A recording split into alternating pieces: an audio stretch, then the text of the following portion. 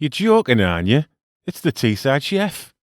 Chunky slices of potato cooked in chicken broth, coated in my unique spice mix and deep fried to crispy perfection. Today I bring you Kentucky Fried Chip Shop Potato Fritters. So let's start by chopping some thick slices of potato, and I had to do this at a funny angle for the camera, but just about got through it without chopping one of my fingers off, and ideally you should use a more waxy potato for this rather than the floury potatoes you would normally use for chips or roasties, because we're going to cook this first in chicken broth or stock. And we want the potatoes to very much maintain their structural integrity. I'm using a thin chicken gravy here, and I did just use chicken gravy granules for this, and I'm not ashamed to admit it, which I tasted after addition and concluded that a little more salt was needed before cooking for exactly 14 minutes on a very gentle simmer.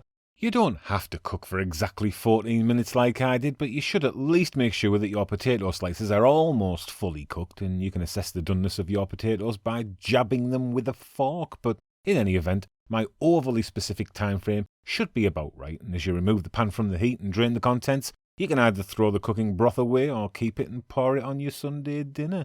And while those potato slices are cooling, let's press on with the batter. Very simple recipe this, with 100 grams of all-purpose flour and a teaspoon of baking powder, or just use self-raising flour if you have that lying around.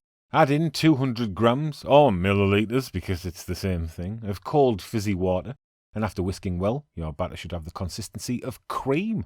And that can sit now for about 20 to 30 minutes in the fridge while I crack on with my unique Kentucky Fried Spice mix, kicking off with 50 grams of all-purpose flour, to which I will add 2 levelish, not heaped, teaspoons of salt, making sure not to overdo it, as this spice mix is very intense, and I'm being equally cautious with 2 level teaspoons of pepper. The full recipe for this spice mix is in the description below, and if you don't have all these spices at hand, don't worry. Plenty of salt and pepper are the most important ingredients here, because what you're mostly tasting when you eat a KFC is salt, pepper and MSG, despite their marketing claim that they have a secret recipe locked in a vault somewhere in the Bible Belt. And just a heads up, this particular spice mix is not suitable for breading chicken, just in case you were thinking of doing that. It's far too intense for that, and has been specifically calibrated for lightly coating fritters before battering, which you could do with chicken, I suppose. Mix it well to combine, obviously, and now everything is set up and the potatoes have cooled, we can get this UK-US marriage ceremony underway. And this is a marriage between a Brit and an American that is really worth talking about. And as I first dip the potato slices in the spice mix, before then smothering in the batter, don't worry everyone, I'm not going to go off on a monologue about Harry and Meghan. I think we've all had enough of that lately, haven't we? Although, the recent hullabaloo has at least reinforced my opinion of Jeremy Clarkson and Piers Morgan, because they're a pair of aren't they? What a pair of Oh, you pencil. They had a fight once, you know.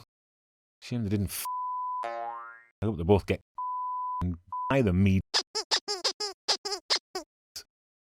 Anywho, I'm cooking these fritters at 170 Celsius, and that's 340 Fahrenheit. I'm taking care not to overcrowd the pan, and I'm flipping halfway through to ensure an even fry. And you want to cook your fritters for around 8 minutes for the best results. And just a word of caution, if you're freestyling while deep frying like I am here, please don't fill your pan more than halfway with oil, will you? So I shall get these onto a piece of kitchen paper rather clumsily to drain a little bit, and once I've given them a little straightener, I can go in for a close-up, and that batter is lovely and golden and crispy and light, and that tastes like a chicken nugget, but without the meat and mechanically separated toenails, lips and arseholes. A bonkers but brilliant special relationship. There.